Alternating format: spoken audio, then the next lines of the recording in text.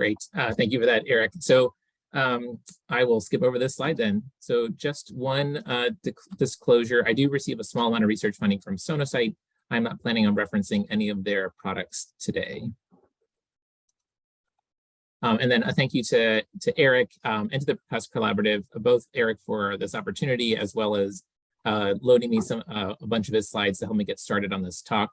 And to the POCUS Collaborative, just it's great to work with people who are enthusiastic about ultrasound and how they challenge me and encourage me to do better. So I bring you exciting outdoorsy welcomes from the Pacific Northwest, and I hope that you're enjoying this fall weather wherever you're at. Our learning objectives for today are going to be discuss the benefits and limitations of ultrasound-guided peripheral IV access. I want us to understand a little bit of the literature base for support of ultrasound-guided IV access, describe an approach to the assessment of vascular access, or in this case, venous access, understand an out-of-plane short access dynamic approach to vessel cannulation, as well as a couple of other approaches, and then hopefully review some tips and tricks for optimizing success of vessel cannulation.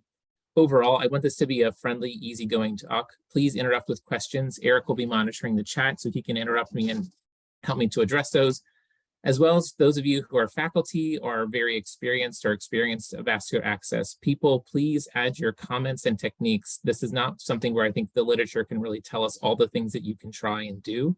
So I think everyone sharing what things they've learned from their institutions would be helpful for me, as well as I think everybody else on the call. So a little bit of the background. So peripheral IV placement is probably one of the most common pediatric procedures that are performed. And though looking at the literature, depending on what population you're looking at, 8 to 50% of peripheral IV attempts will be difficult IV access in pediatrics. This probably comes from the fact that, you know, there's medical complexity that decreases vein size and makes veins more fragile. Our patients can be very small, and so their veins are also small and can be hard to cannulate.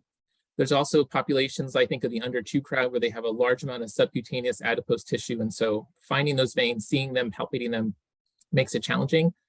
And let's be honest, children are not cooperative at times, and so when you're trying to get into a small vessel and do something to them that's painful, they are not going to necessarily listen to you and say, hold still. So we've done various things in the past to help assist with cannulation. There's been local warming, which I think we've all seen when IV team is coming around, that the nurses are placing hot packs on hands and feet. The NICU is a real big fan of transillumination, which helps to highlight those veins that are coursing through thin arms and legs. There's I think the fun looking infrared spectroscopy. So when they shine the light on the arm, the veins pick up the light a little bit better, and so they get illuminated by just shining this light on the skin. One I've never seen done, but was reported in literature, is epidermal nitroglycerin. And then one I think of more commonly being used in the past or by anesthesia and surgical colleagues is a venous cut down to isolate a vein that's deeper down and to cannulate it.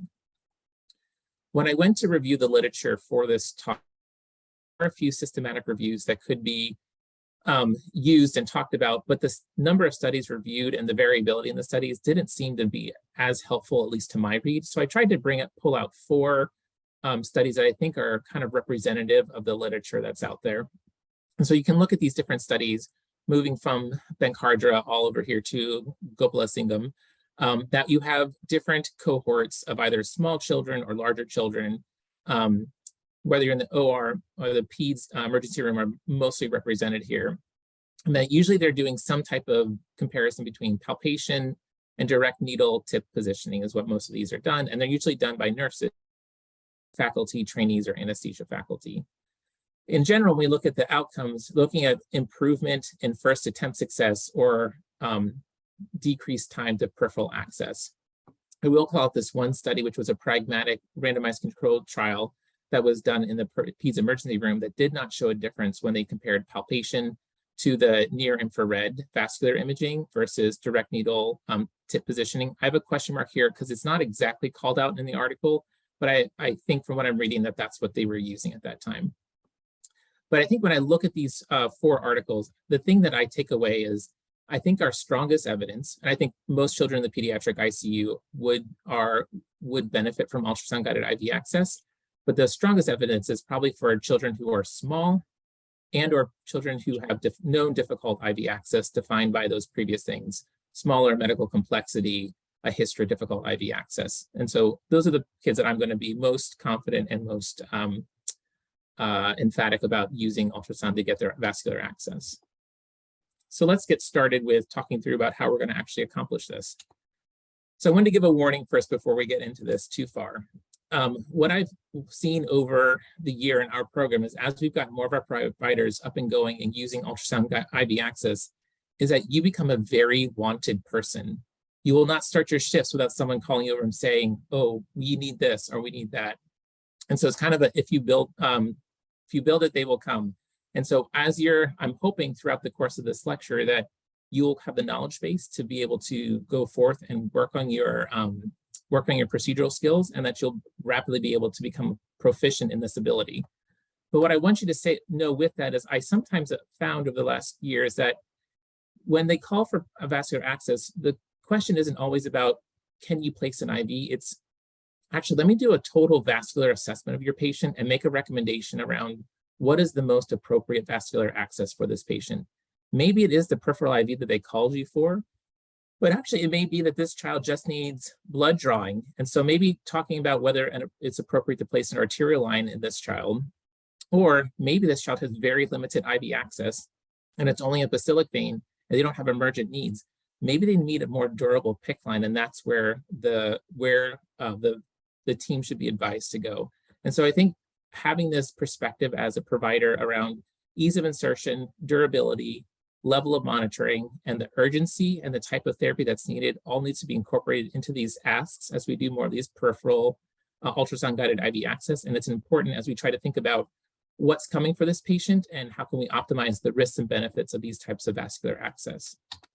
So I'm going to try and frame this in the setting of a case, and I'll try to refer back to this as we think about what would we do in this patient population. And so, it's your third or fourth night on call. You're really getting better at these ultrasound-guided IVs. You're called by a nurse that your patient, a 1-year-old child with end-stage renal failure on peritoneal dialysis on high flow nasal cannula for viral bronchiolitis, just lost his 24-gauge peripheral IV. IV team has tried but failed to obtain vascular access. The nurse is wondering if you can help. And so I think in this case, we're going to apply all those vascular access consults.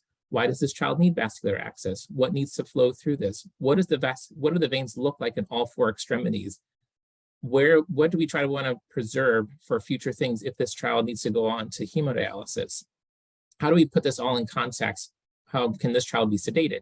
So we're going to frame all these things together, and we'll talk through about maybe what we would do for this child.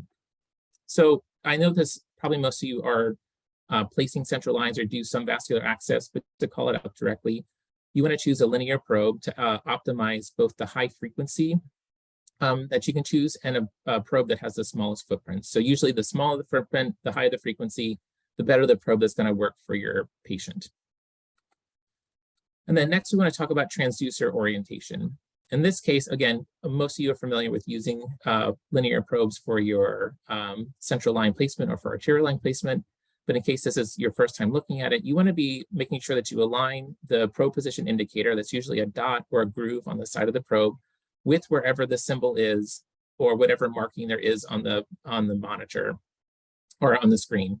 And so usually, like in this case, this is GE, so they use their GE symbol. Depending on what product you're using, they usually throw their symbol in that corner. And this would be a traditional view for when you're in the vascular preset on an ultrasound machine. I will say, however, the goal of this is that when you align these things, when you move to your probe to the left, the images should move to the left. When you move your probe to the right, the images should move to the right. And this is less about the sidedness of the patient. It's not oriented to whether the patient is on the left side or on the right side.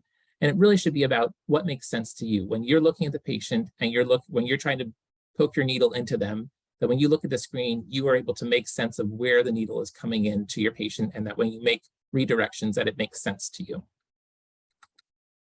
When we're choosing what vein to use, so in this example that we had with our 1-year-old patient, we're going to want to go in and we're going to examine all 4 extremities, both uppers, both lowers, and we're going to look at both parts, both the at least the upper and lower arm, as well as probably just the lower leg as well to our evaluation. So when we think about the lower arm of our patient, the cephalic vein and its tributaries in the forearm are usually very good candidates for initial placement.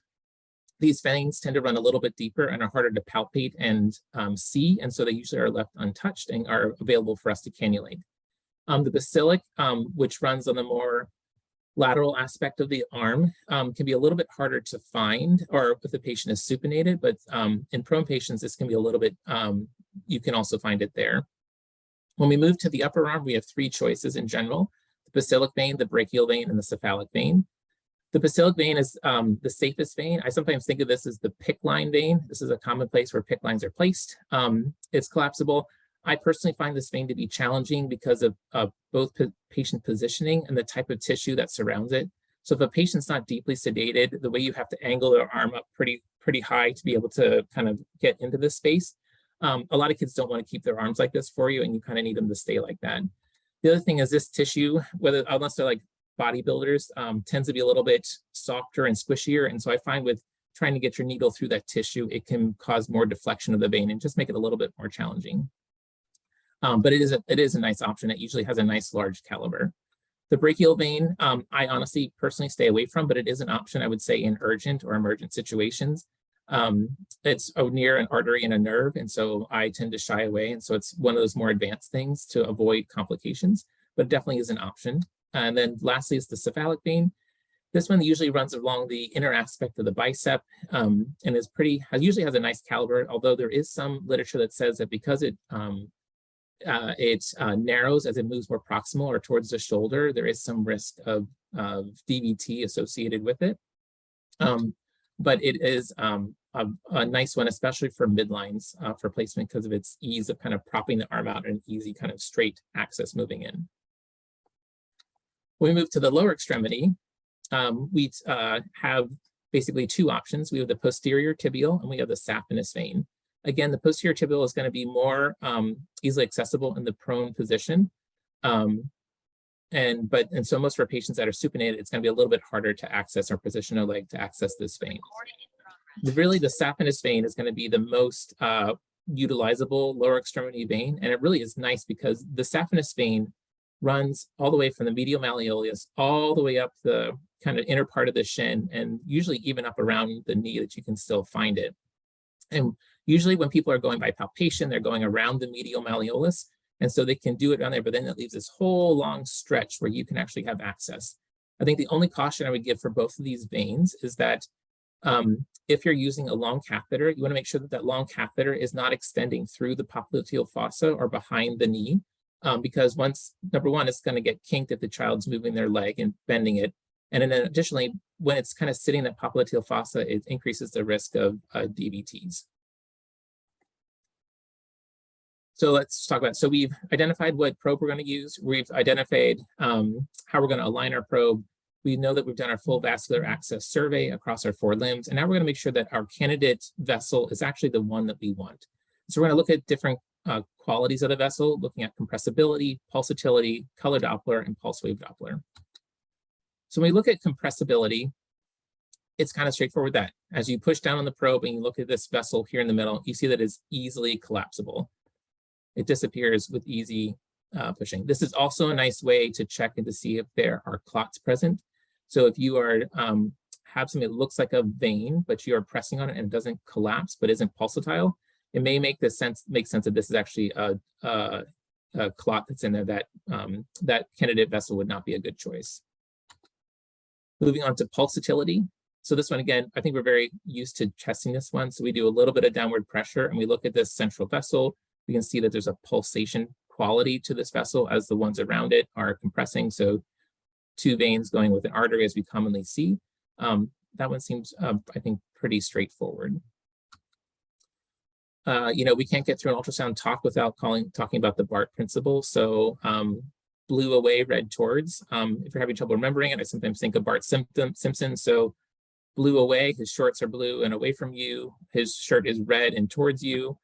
Or if you want to be actually a little more sophisticated, when we think about our probe, kind of looking at blood flow in a vessel, if the blood is racing towards that transducer, it's going to be red. However, if we change just the orientation of our transducer, it's now looking at the blood and the blood is going away from it, and that's going to be blue in setting.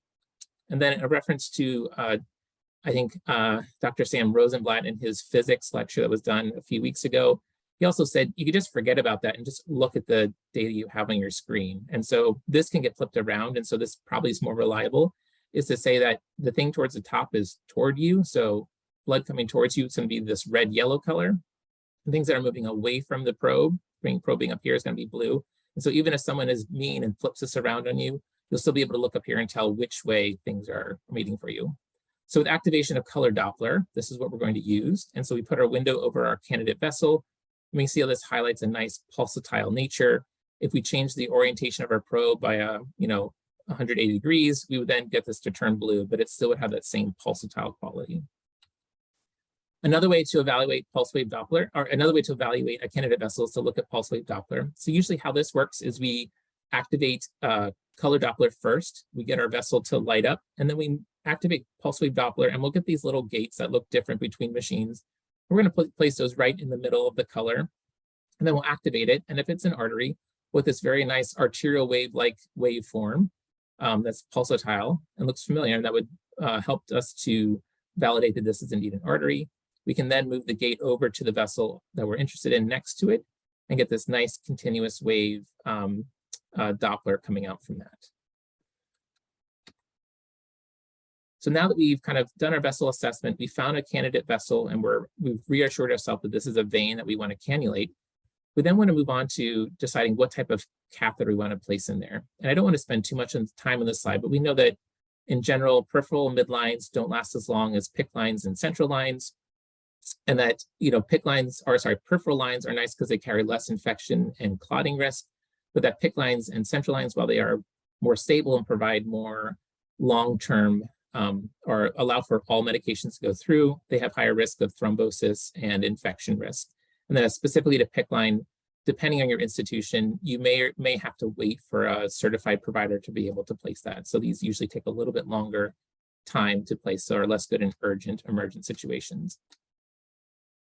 When we continue to think about device selection, we want to try to help minimize the risk and optimize the benefits of the vascular access we're placing. And so in general, we try to match up the vessel diameter and the catheter diameter so we have the smallest size catheter that can do the job that we want it to do to help reduce any risks of decreased flow and thus increasing thrombosis. It is pointed out that some of this fear that we have may come from data that we're extrapolating to peripheral IVs that may not be there. So one study found that there was an increased risk of thrombosis in PICCs if they took up more than 45% of the vessel diameter, though I'm not sure how that translates necessarily to other vascular access devices. So just to keep that in mind, always thinking about what is the outer diameter. We can have them listed here of various types of gauges of peripheral IVs.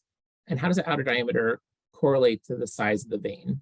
I can think a rule of thumb. It's not always true, but a rule of thumb is that if you can see a vein relatively easily on a child with ultrasound, you probably can get a 22 gauge in there without too much difficulty. Maybe in some of your smallest patients, that means it needs to be a 24 gauge, but that's probably a decent rule of thumb. When we think about choice of device, there are lots of different things out there, and it's going to vary on what your institution supplies. So some of them, sometimes you just want a really nice long peripheral IV. You have a vein that's 0.5 centimeter to 1 centimeter down. You know that you're going to need a longer IV to get a large amount of that catheter in. And so you can get them in 24 and 22 long. And in fact, this was a recent acquisition. It actually was exactly this catheter up here that our institution got. And I really have enjoyed how these have helped me with chubby toddlers whose veins are a little bit deeper, and so they're small. So I can't get a usual size 24 down deep enough and get the catheter in, but these longer 24 gauge catheters have been just real helpful in my experience. There are other ones that are wired peripheral IVs. So these kind of are all-in-one things where the wire, the needle, and the catheter are all in one device. Just for an example, at our institution, we have ones called the endurance catheters, which are about 6 centimeter long catheters that come in 22, 20, and 18 gauge sizes with the wire impregnated. And so they make for nice, almost semi-midline-ish type of long wired IVs that we've had some nice experience with putting in, though they are a little bit finicky devices. Midlines, I am less familiar. I don't place these personally, but the theory is the same. They are basically short central lines that you're placing peripherally in some ways. So you have a needle, you have a catheter, a wire, and you have a catheter, that you use to place usually in the cephalic vein in the upper arm is a common place to place a midline, or in the basilic vein in the upper arm. Important things to think about with these is make sure you're using something sharp. It's going to cut through the tissue faster. It's going to be less painful. It'll make it easier for you to get into the vein. And then use your resources. So go to the anesthesiologist in your institution and ask them about what they use. I consider anesthesiologists to kind of be vascular access experts, and they often have access to some of the new things that are coming out. So our endurance catheters at our institution were first rolled out with our anesthesia colleagues, and then they came to the PICU. So sometimes you can find out things that they are using and apply them to your units faster and with their guidance. So after you've found your candidate vein, you've decided on what device. So if I were to think back to our 1-year-old child with end-stage renal disease, we probably would find a candidate vein in his forearm, hopefully one of those cephalic veins. That's probably a little bit deeper, probably a little bit smaller because of his chronic disease. And so I would probably choose, my first choice would be to use a small 24 extra long IV to get into that vein. So I'm trying to reduce his risk of having clot and taking up a lot of his more proximal veins. That may be more important for him if he needs a fistula or something else in the future, though likely he would, as we know, go on to renal transplant. But after we've worked so hard to get that vascular access in, you don't want to lose it. So figure out a way to secure it. And so some of these extended dwelling or longer access devices don't connect in the usual ways. And so you want to think about, how are you going to secure them? What do you recommend? Is it going to be just tegaderm? It's going to be some skin prep with some steri strips? Are you going to do this magic wrapping here and taping down that you can sometimes do? Are you going to use glue? Are you going to use other type of anchor devices such as the stat lock? And I would say rarely do you ever need to suture, though. I guess if there was like a real extreme circumstance, you're like, this IV needs to not come out, you may want to stitch that guy in. And then these deeper vessels tend to be stabilized by the fact that they are deeper in tissue, and that sometimes the catheters are a little bit more sturdy, and so they do have some stability with them. And as always with all these things, talk with your nursing colleagues about what their standard dressing is. I think at our institution, I swear it changes from month to month as to what we're supposed to be dressing things with. And so just make sure you ask them about how they would prefer you to dress and secure the device. All right, so the long way to what's going to be our actual approach. So we found our vein, we've done our assessment, we've decided what is going to be the best mix of pros and cons for this child. Excuse me. And so the next big thing is to work on positioning. And I can't emphasize enough how important this is, to take the time to position your patient so that everything is in a straight line, if at all possible. You want it to be so that when your eyes are looking down at the patient's limb, and then you're looking at your ultrasound machine, that they are as much in a direct line as possible. Even for experienced users, if you have to look even to a little bit to the left or to the right, you will inadvertently be switching your arm a little bit left and right. And when you're heading towards small veins that are deeper down, those little deflections can require more needle redirections that can make it more challenging to get into that vein. So really taking your time to align things in a straight line when you're at the patient's bedside. Another important thing is to do a little bit of bolstering of that limb. So make sure that that limb is not kind of at a downward or an upward angle, and trying to create as much of a flat platform as possible. This is something, again, I really learned from my anesthesia colleagues when I was with them in the ORs, is that they were not afraid to position that patient so that they were perfectly aligned and in the perfect position, and they would not proceed until they liked how things were. My ICU tendency of just make it work was not something that they did, and I think that's something we can learn, especially from them, especially when it comes to vascular access. I think another really helpful thing to think about is sedation. So in the 2 anesthesia studies I said at the beginning, I was reading through their protocol, and all of those children were gassed down with inhaled anesthetic, and then they were gotten vascular access. Could you imagine if you just had to do vascular access on anesthetized patients who are vasodilated with inhaled anesthetics? Like, what a joy would that be?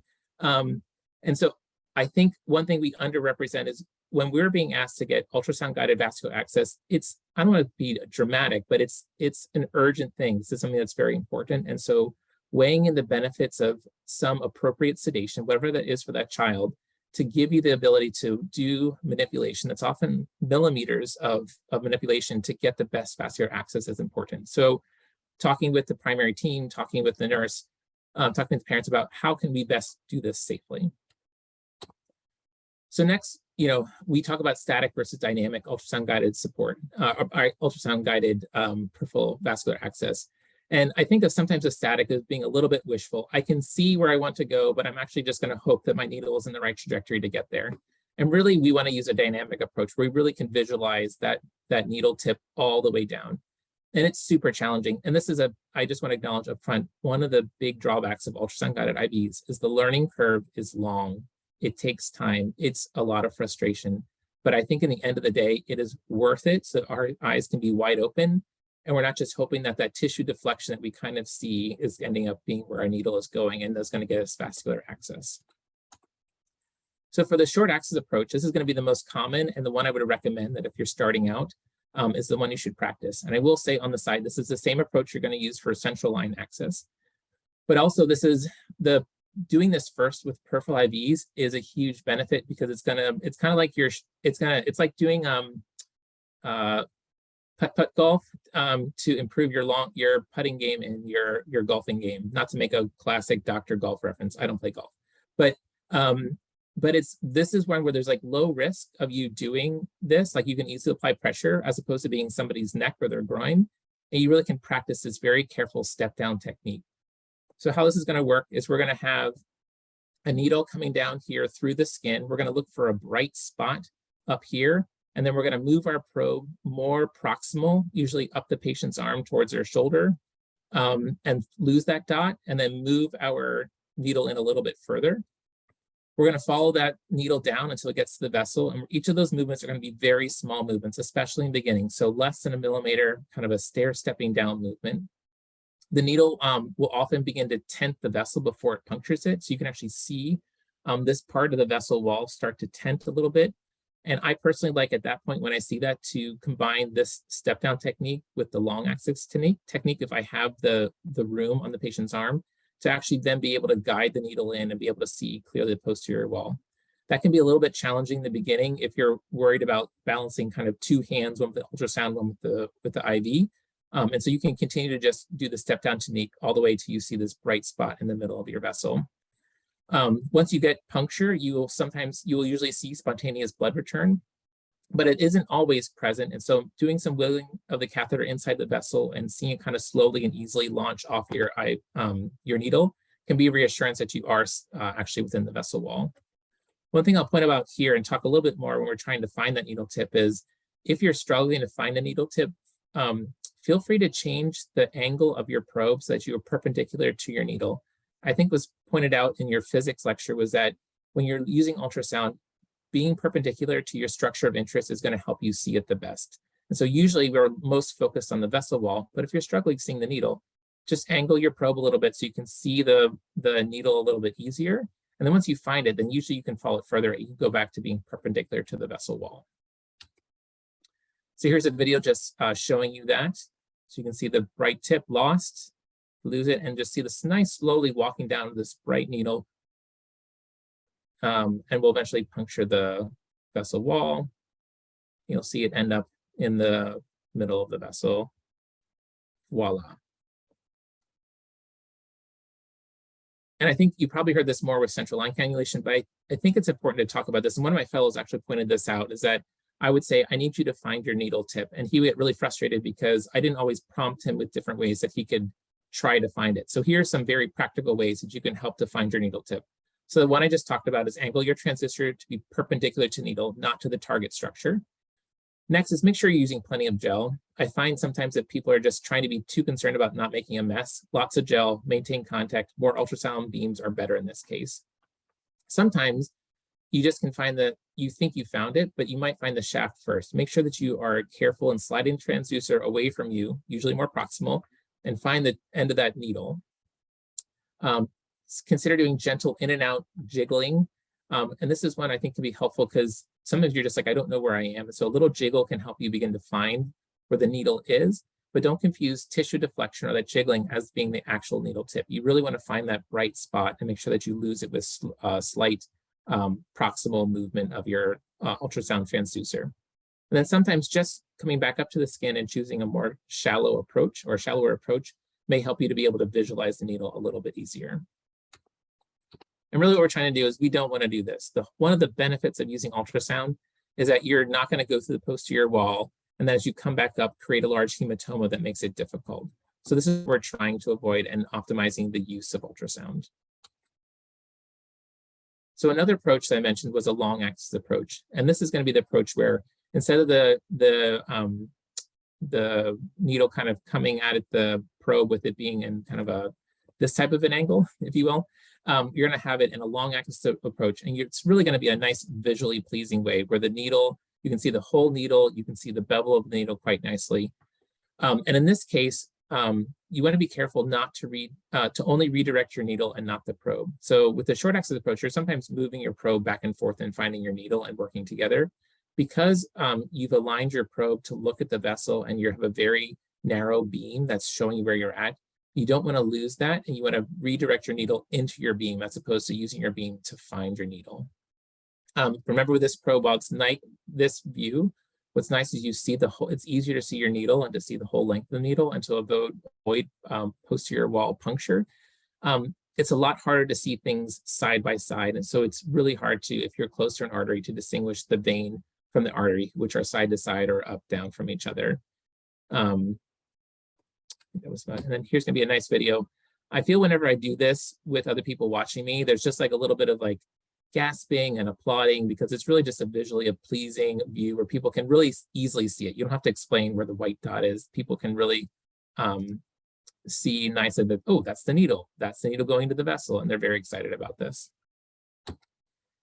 One other approach here is called an oblique view. I personally do not use this view, but it's a more, I would say, a more advanced technique. And so how this is going to be is that you turn your probe about 45 degrees from the vein, and you kind of get an in-between view between a short axis and a long axis. And you're just going to kind of come in its usual angle, or your usual approach to the vein. But what you're going to see, or maybe a little slightly off, but you kind of get both. You get a little bit of a long axis view while you still kind of maintain a little bit more of an oblique but rounded view of the vessel that you're interested in. And so that way you can combine both of these in an advantageous way. I remember as a fellow, there were several times where I was doing arterial lines or IVs, and I was convinced that my needle or my catheter was in the vessel, and I couldn't get blood flow back. And I was so frustrated why this happened. And I think something to keep in mind here is that there are some artifacts within ultrasound that could potentially lead you to view when you look on ultrasound that you are in the vessel, but you're not actually in the vessel. And it's good to just know that these are out there and how you can minimize their risk. And so they're called side lobe artifacts or slice thickness artifacts, are two different types. They're different, but in my mind, they kind of work in the same way, and that there are accessory ultrasound beams that are kind of coming to the side, and they get reflected off of a highly reflective surface, such as a needle that's close to the vessel. And because they get reflected back up to the probe misinterprets that those are actually coming from the main central beam of the ultrasound coming down. And so it kind of conflates or pushes those images together and makes it look like the needle is actually within the vessel wall. And so it's really an artifact of what the ultrasound beam is telling you. And the best way to minimize this is to actually make sure that you have good ultrasound technique. And so to make sure that when you're looking at your candidate vessel, that it's in the as close to the center of the screen as possible. Because when you're in the focal zone, and most times your machine, the focal zone is going to be right in the middle of right in the middle of your screen. That's where the device or the probe is going to be designed to have all of the ultrasound beams kind of converging in that one spot. So it's much less likely there's going to be other kind of side lobe or other ultrasound artifact beams coming off and being misinterpreted. If your machine has the ability to adjust the focal zone, that would be something else that you could do to help minimize this type of ultrasound artifact. Moving on to some tips and tricks. I think it was mentioned earlier, but we'll say it again.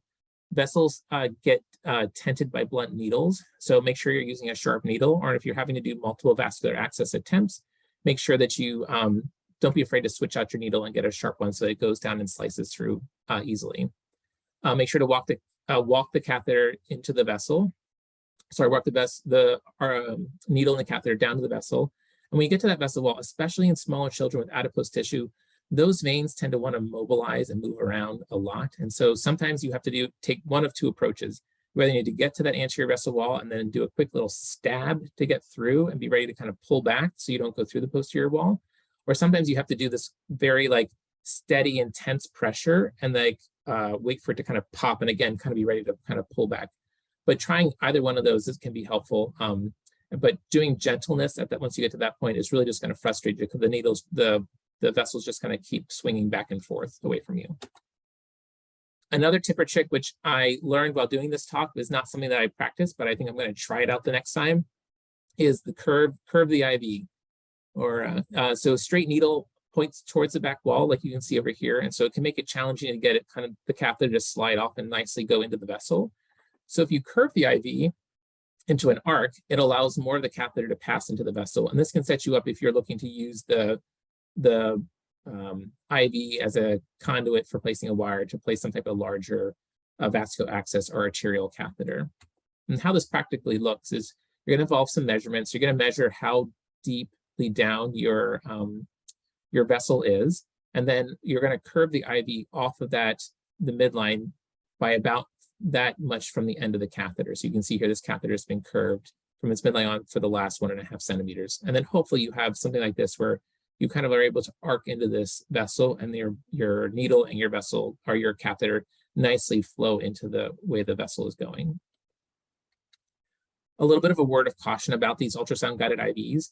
These are being placed in deeper veins, and so you need to make sure you have a long enough catheter. I forgot to mention this on an earlier slide, but one adult study said that if an IV had 65% or greater proportion of its catheter length in the vessel, they saw no IV infiltrates.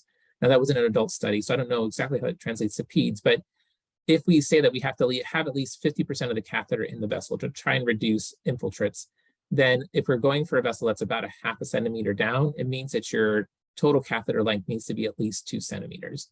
And so keeping that in mind as you're choosing your catheter and your vessel to make sure you're trying to get as much of the catheter in, because these veins are deeper, infiltrates are harder to feel. And we have to provide instruction to our nursing colleagues about where they need to be feeling and how they need to be feeling, and explaining to them how deep down is this IV, which I think is a little bit of a different concept. It wasn't something I commonly did as a resident or even as a fellow. And so making sure that we explain to the nurses where the catheter ends and where they should be feeling, because we really want to avoid this potential risk of compartment syndrome by doing these types of monitoring and making sure everyone understands where the catheters are. All right, in our last little bit of time, I just want to run through some troubleshooting that ultrasound can provide for you.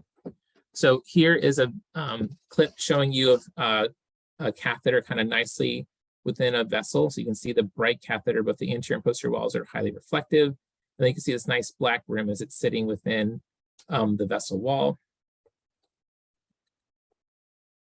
So sometimes in our smallest patients, you can confirm peripherally that you're like, I'm pretty sure that this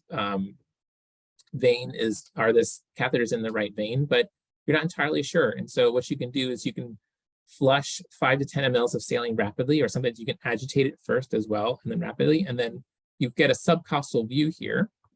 So just for those who, if you're not familiar, this is left atrium, left ventricle, right ventricle. And so you can see the sudden jet of like bubbles, stars that travel through. And so you know that the only way for that to have been made is that the catheter is in a vein.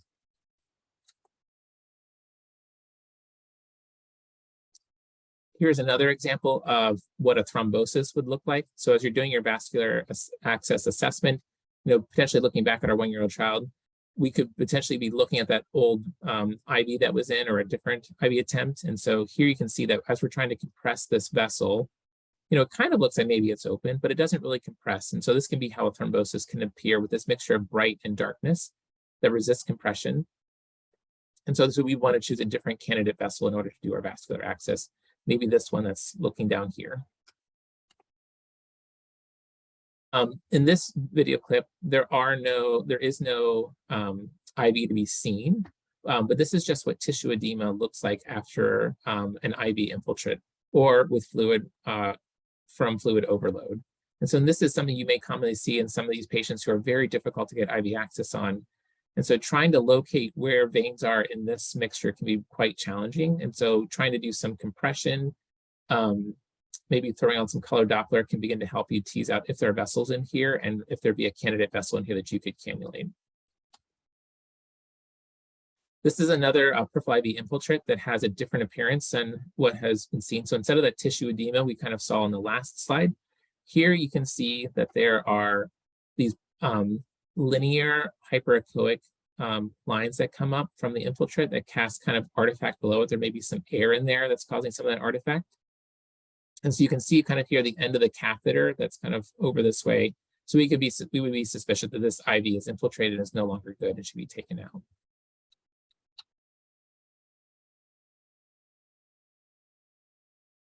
And then here's another troubleshooting technique. And so what we're trying to locate up here is that here, probably there's been a vascular access attempt, and there's now hematoma surrounding this tiny lumen in here. And so this makes this much more challenging to be able to actually cannulate this vessel. If there aren't any other potential vessels, like this is really the one you got to make work, it is possible that you would be able to fish something down into this area. I would even say that I probably want to use a wire in this case to kind of get a wire through this area and then try to thread a catheter down through that if I was in like really stuck in a last minute spot. But here's a nice way to evaluate and see other attempts and seeing locating hematoma and choosing a different candidate vein. Again, this is another view of a thrombosis. So this is a non-compressible but anechoic space, if you will, down here. There's a non-compressible vessel, so this is also would be preferred not to try and cannulate this because it's unlikely that there is blood flowing through this vessel. So in conclusion, ultrasound-guided vascular access likely provides most benefit for smaller patients or patients with difficult IV access. Make sure to perform a vascular access assessment prior to placement to determine best choice for vascular access, helping to optimize the pros and the cons between the different vascular access choices out there. To optimize your success, try to make sure you find a straight vein that's often somewhere between 0.5 centimeter to 2 centimeters deep. Have your equipment together, have a sedation and positioning plan, and make sure you have a good securement plan afterwards. Often the cephalic, the bacillic, saphenous, and posterior tibial veins make excellent targets for ultrasound-guided vascular access. You can use compressibility, pulsatility, color Doppler, and pulse wave Doppler to aid in vessel identification to make sure a vein is a vein and an artery is an artery. There are multiple techniques, but starting with probably an out-of-plane or short axis technique to begin with, and then adding in-plane, long axis, and then eventually oblique approach are different techniques for doing ultrasound-guided vascular access. Make sure that you optimize your catheter length so that you have both success with cannulation success, but also with maintaining the longevity and decreasing risk of your vascular access. And then know that you can use ultrasound to assess for patency of IVs and to assess for infiltrate or hematoma. I want to acknowledge the people that support me in this work and keep me going, coming back to work, both from at Seattle Children's, at the Greater UW Sonography and Critical Care Group, as well as external collaborators and mentors. Wanted to leave some room for questions at the end. And then also here's your post-test QR code and speaker evaluation as promised.